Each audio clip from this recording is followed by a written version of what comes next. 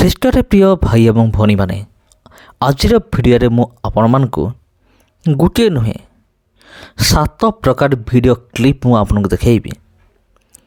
ଆଉ ସେଗୁଡ଼ିକ ସମସ୍ତ କ୍ଲିପ୍ ଗୁଡ଼ିକ ହେଉଛି ଲସ୍ ଏଞ୍ଜେଲସରେ ଯେଉଁ ବର୍ତ୍ତମାନ ନିଆଁ ଜଳୁଅଛି ତା'ର ମୁଖ୍ୟ କାରଣ କ'ଣ, ଆଉ କିଏ ତାକୁ ଜଳାଉଛି। ଆଉ ବହୁତ ଇଣ୍ଟରେଷ୍ଟେଡ୍ ଅଟେ ଭିଡ଼ିଓଟି। ତେବେ 7ଟି କ୍ଲିପ୍ ମଧ୍ୟରୁ ପ୍ରଥମ ନମ୍ବରରେ ଆପଣ ଦେଖିବାକୁ ପାରିବେ ଆମେରିକାର ଲସ୍ ଏଞ୍ଜେଲସରେ ବଡ଼ ବଡ଼ ସେଲିବ୍ରିଟିମାନେ କିପରି ଶୟତାନର ପୂଜା ଏବଂ ପ୍ରଶଂସା କରୁଛନ୍ତି ଆଉ ପ୍ରଭୁ ଯୀଶୁଖ୍ରୀଷ୍ଟଙ୍କର କିପରି ନିନ୍ଦା କରୁଛନ୍ତି। 2 ନମ୍ବରରେ ଆପଣ ଦେଖିବାକୁ ପାଇବେ ପରମେଶ୍ୱର ସ୍ୱର୍ଗରୁ ଲସ୍ ଏଞ୍ଜେଲସ ଉପରେ କିପରି ଅଗ୍ନି ବର୍ଷଣ କରୁଅଛନ୍ତି। ଏ ସମସ୍ତ ବିଷୟ ରିଏଲ୍ ଆଜ୍ଞା, ଏଇଟା କୌଣସି ମନଗଢ଼ା କାହାଣୀ ନୁହେଁ କିମ୍ବା କୌଣସି ଫେକ୍ ଭିଡ଼ିଓ ନୁହେଁ। ଆଉ ନମ୍ବର 3 ହେଉଛି ଯେଉଁ ଲସ୍ ଏଞ୍ଜେଲସର ଘରଗୁଡ଼ିକ ଜଳିଗଲା ଆଉ ସେଠାରେ ଥିବା ଘର ଭିତରେ ଥିବା ସବୁ ଜିନିଷ ଜଳିଗଲା, କିନ୍ତୁ ଗୋଟିଏ ବିଷୟ ଜଳିଲା ନାହିଁ, ସେ ହେଉଛି ବାଇବେଲ। ମାନେ ଘର ଜଳିଗଲା, ଘର ଭିତରେ ସବୁ ଜିନିଷ ଜଳିଗଲା, ସବୁ ଟଙ୍କା ପଇସା ଧନ ସମ୍ପତ୍ତି ଜଳିଗଲା, କିନ୍ତୁ ବାଇବେଲ ଯେମିତିକୁ ସେମିତି ମିଳିଲା। ଆଉ ସେଠି ଟିକେ ବି ଅଗ୍ନିର ଗନ୍ଧ ନଥିଲା କି ଟିକେ ବି କୁଆଡ଼େ ପୋଡ଼ି ନଥିଲା। ଆଶ୍ଚର୍ଯ୍ୟର ବିଷୟ। ଆଉ ଚତୁର୍ଥ ବିଷୟ ହେଉଛି ଲସ୍ ଏଞ୍ଜେଲସର ସବୁ ଘର ଜଳିଗଲା, କିନ୍ତୁ ମଝିରେ ଗୋଟିଏ ଘରକୁ ଛାଡ଼ିକି ଆଉ ସବୁ ଜଳିଗଲା। ଗୋଟିଏ ଘର କିନ୍ତୁ ଜଳିଲା ନାହିଁ, ଯେଉଁ ଘରଟି ଜଣେ ପ୍ରଭୁ ଯୀଶୁଙ୍କର ବିଶ୍ୱାସୀଙ୍କ ଘର ଥିଲା। ସେ ଘରକୁ ଛାଡ଼ିକି ଆଖପାଖରେ ଚାରିପଟେ ସବୁ ଘର ଜଳିଯାଇଛି, ଗୋଟିଏ ଘର ଛାଡ଼ିକି। ଏବଂ 5 ନମ୍ବର ପଞ୍ଚମରେ ଆପଣ ଦେଖିବାକୁ ପାଇବେ ଆମେରିକାର ସେଲିବ୍ରିଟିମାନଙ୍କର ଏକ ସଭା ମଧ୍ୟରେ କିପରି ଜଣେ ସେଲିବ୍ରିଟି ଈଶ୍ୱରଙ୍କୁ ତୁଚ୍ଛ ଜ୍ଞାନ କରୁଛି ଆଉ ନିଜର ବଳ, ବୁଦ୍ଧି, ଟଙ୍କା ପଇସା, ଧନ ସମ୍ପତ୍ତି ଉପରେ ସେ ଗର୍ବ କରୁଛି। ଆଉ ଏଇଟା ଉଭୟ ଇଂଲିଶ ଏବଂ ହିନ୍ଦୀରେ ଅଛି, ଆଉ ସେଇଟା ଆପଣ ଶୁଣିବାକୁ ପାରିବେ। ଏବଂ 6 ନମ୍ବର ହେଉଛି ଯେତେବେଳେ ଏହି ସେଲିବ୍ରିଟି ଜଣକ ଈଶ୍ୱରଙ୍କୁ ତୁଚ୍ଛ ଜ୍ଞାନ କରୁଛି, ଠିକ୍ ତା'ର 2 ଦିନ ପରେ କ'ଣ ହେଇଛି ନା ସେଇ ଜାଗାରେ ଲସ୍ ଏଞ୍ଜେଲସରେ ଭୟଙ୍କର ଅଗ୍ନିକାଣ୍ଡ ଘଟିଛି, ଆଉ ଯେଉଁ ନିଆଁକୁ କେହି ମଧ୍ୟ ଲିଭେଇ ପାରୁନାହାନ୍ତି। ଆଉ ଏତେ ବଡ଼ ଦେଶ ଆମେରିକା, ସେ ମଧ୍ୟ ବିଫଳ ହୋଇଯାଉଛି ସେ ନିଆଁକୁ ଲିଭାଇବା ନିମନ୍ତେ। ଏବଂ 7ମରେ ଆପଣମାନେ ଦେଖିବାକୁ ପାଇବେ ଯେ ଜଣାପଡ଼େ ଯେପରି ସ୍ୱର୍ଗଦୂତ ସେଇ ଜାଗାରେ ନିଆଁ ଲଗାଉଛନ୍ତି, ତା'ର ମଧ୍ୟ ଭିଡ଼ିଓ କ୍ଲିପ୍ ଅଛି। ଆଉ ତାହା ପୁଣି ଜଣେ ସ୍ୱର୍ଗଦୂତ ନୁହେଁ, 1ରୁ ଅଧିକ ସ୍ୱର୍ଗଦୂତମାନେ ମିଶିକି ସେମାନେ କ'ଣ କରୁଛନ୍ତି, ନିଆଁ ଲଗାଉଛନ୍ତି। ତେବେ ପ୍ରିୟ ବନ୍ଧୁଗଣ, ଏ କ୍ଲିପ୍ ଗୁଡ଼ିକ ଆସନ୍ତୁ ଦେଖିବା। On behalf of Amy, I'd like to thank the devil. Thank you to Satan for giving me inspiration on how to play this role. Madonna on the cross, P. Diddy on the cross, Nas on the cross, DaBaby on the cross, Lil Dicky on the cross, Tupac on the cross, Lady Gaga with a nun outfit on that has an upside down cross, Katy Perry acting like she's burning in flames with a demon behind her with a cross on her chest.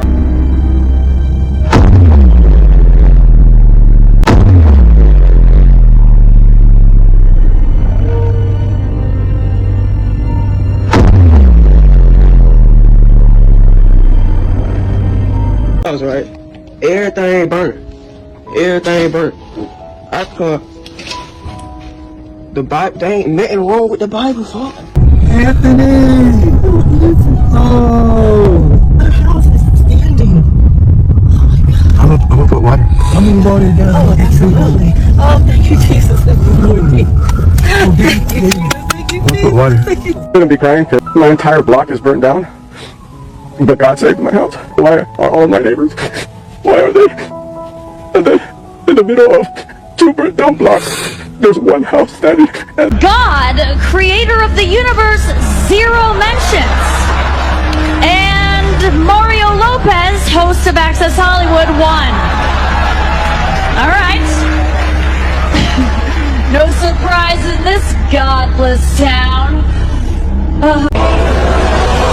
पहले half में बहुत कुछ हो चुका है और स्वीकृति भाषणों ने धूम मचा दी है। सबसे ज्यादा किसकी तारीफ की गई? आंकड़ों पर नजर डालते हैं। ठीक है, कास्ट और क्रू 11 उल्लेखों के साथ सबसे आगे हैं। माताएं 3 बार प्रशंसा के साथ मजबूती से खड़ी हैं। परमेश्वर जो ब्रह्मांड के रचयिता हैं, उसका कोई उल्लेख नहीं। इस ईश्वर विहीन शहर में कोई आश्चर्य नहीं।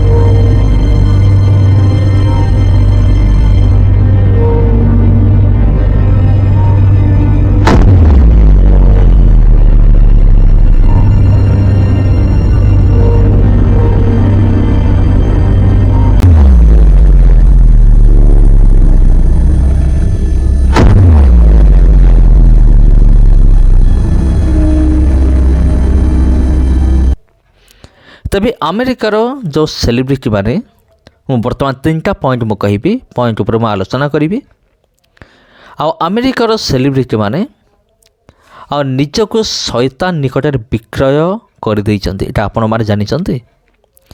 जदि जानी मत कमेंट करंतु।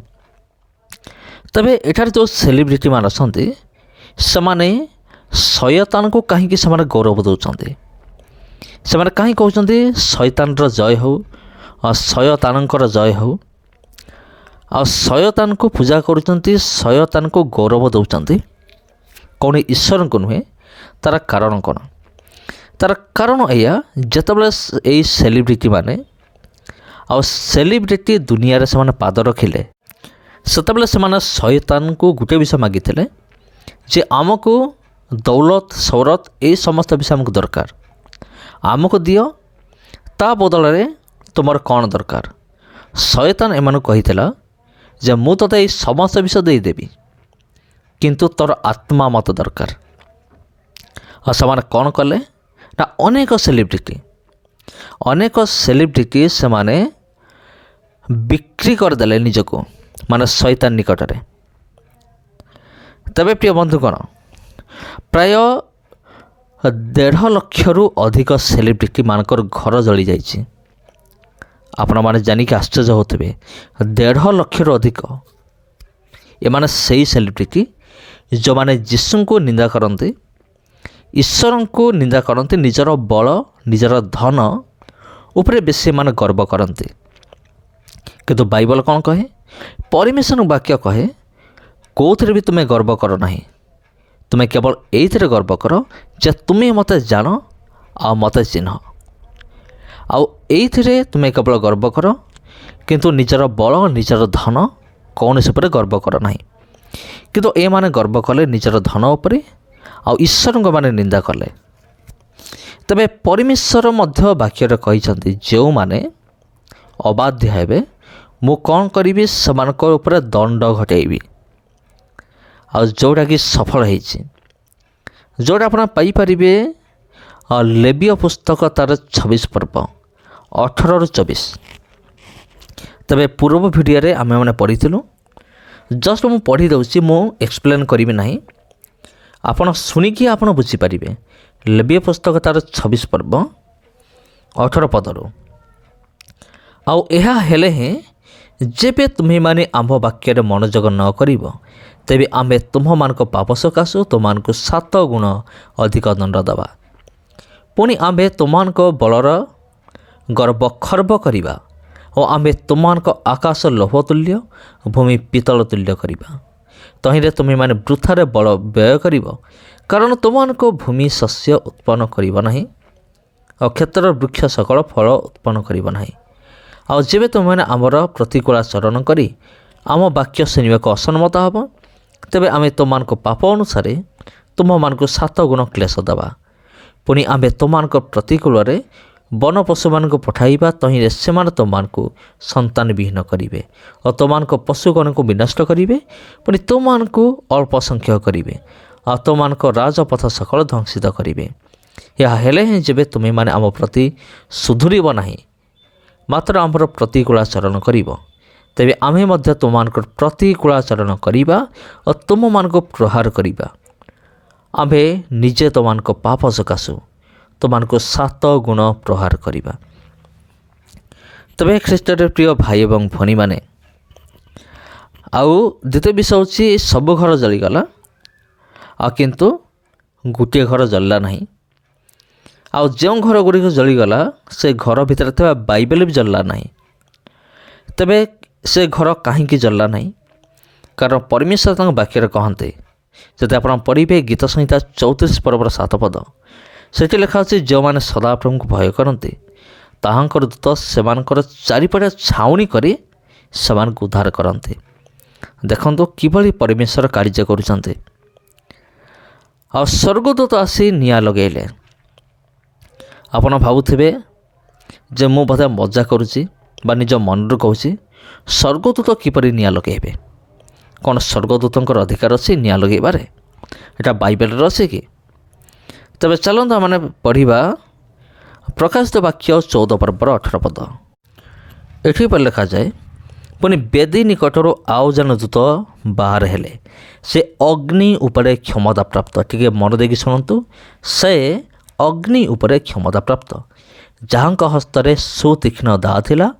ତାଙ୍କୁ ସେ ଉଚ୍ଚ ସ୍ୱରରେ ଡାକି କହିଲେ, ତୁମର ସୁତୀକ୍ଷ୍ଣ ଦାଆ ଲଗାଅ ଓ ପୃଥିବୀର ଦ୍ରାକ୍ଷା ପେଣ୍ଡା ସବୁ ସଂଗ୍ରହ କର, କାରଣ ସେଥିରେ ଦ୍ରାକ୍ଷା ଫଳ ସବୁ ପରିପକ୍ୱ ହୋଇଅଛି। ଏଠି ଦେଖନ୍ତୁ ଜଣେ ଦୂତ ଅଛନ୍ତି, ତାଙ୍କୁ ଅଗ୍ନି ଉପରେ କ୍ଷମତା ଦିଆଯାଇଛି। ତେବେ ପ୍ରିୟ ବନ୍ଧୁଗଣ, ପରମେଶ୍ୱରଙ୍କର ଏପରି କିଛି ଦୂତ ଅଛନ୍ତି ଯେଉଁମାନେ ଅଗ୍ନି ଉପରେ କ୍ଷମତା ପ୍ରାପ୍ତ। ଆଉ ସେମାନେ ଈଶ୍ୱରଙ୍କ ଆଦେଶରେ ସେମାନେ କେଉଁଠି ବି ସେମାନେ ନିଆଁ ଲଗାଇ ପାରିବେ, ଅଗ୍ନିକାଣ୍ଡ ଘଟାଇ ପାରିବେ, ଯେଉଁ ଜାଗାରେ ପରମେଶ୍ୱରଙ୍କର କ୍ରୋଧ ଘଟିବ। ଆଉ ମଧ୍ୟ ଯଦି ଆମେ ଦେଖିବା ବିଚାରକର୍ତ୍ତା ତା'ର 13 ପର୍ବର 20 ପଦ, ବିଚାରକର୍ତ୍ତା 13 ପର୍ବର 20 ପଦ, ଏଠାରେ ଏମିତି ଲେଖାଯାଏ, ଯେତେବେଳେ ଅଗ୍ନିଶିଖା ଯଜ୍ଞବେଦୀରୁ ଆକାଶକୁ ଉଠିଲା, ସେତେବେଳେ ସଦାପ୍ରଭୁଙ୍କ ଦୂତ ସେହି ଯଜ୍ଞବେଦୀର ଅଗ୍ନିଶିଖାରେ ଊର୍ଦ୍ଧ୍ୱ ଗମନ କଲେ। ଆଉ ସେ ସମୟରେ ମାନହ ଓ ତାହାର ଭାର୍ଯ୍ୟା ଅନାଉଥିଲେ, ଆଉ ସେମାନେ ଭୂମିରେ ମୁହଁ ମାଡ଼ି ପଡ଼ିଲେ। ତେବେ ଖ୍ରୀଷ୍ଟରେ ପ୍ରିୟ ଭାଇ ଏବଂ ଭଉଣୀମାନେ, ତେବେ ଆମେରିକାର ଲସ୍ ଏଞ୍ଜେଲସରେ ଯେଉଁ ନିଆଁ ଲାଗିଲା ତା'ର କାରଣ ହେଉଛି କ'ଣ? ପ୍ରକୃତ କାରଣ ହେଉଛି ଯେ ଏଇ ଲୋକମାନେ, ସେଲିବ୍ରିଟିମାନେ, ଯେଉଁ ଲୋକମାନେ ସେଠି ଥିଲେ, ସେମାନେ ଈଶ୍ୱରଙ୍କ ଠାରୁ ସେମାନେ ପୁରା ଦୂରକୁ ଚାଲି ଯାଇଥିଲେ। ଏବେ ସୁଦ୍ଧା ସେମାନେ ଦୂରରେ ଅଛନ୍ତି। ସେଥିପାଇଁ ଯେତେବେଳେ ଜଣେ ଈଶ୍ୱରଙ୍କ ଠାରୁ ଦୂରକୁ ଯାଏ, ସେତେବେଳେ ଶୟତାନ କାର୍ଯ୍ୟ କରେ, ଆଉ ତାହା ବହୁତ ଭୟଙ୍କର ହୁଏ। ତେବେ ସମସ୍ତଙ୍କୁ ପ୍ରଭୁ ଯୀଶୁଖ୍ରୀଷ୍ଟଙ୍କ ନାମରେ ଆନ୍ତରିକ ନମସ୍କାର।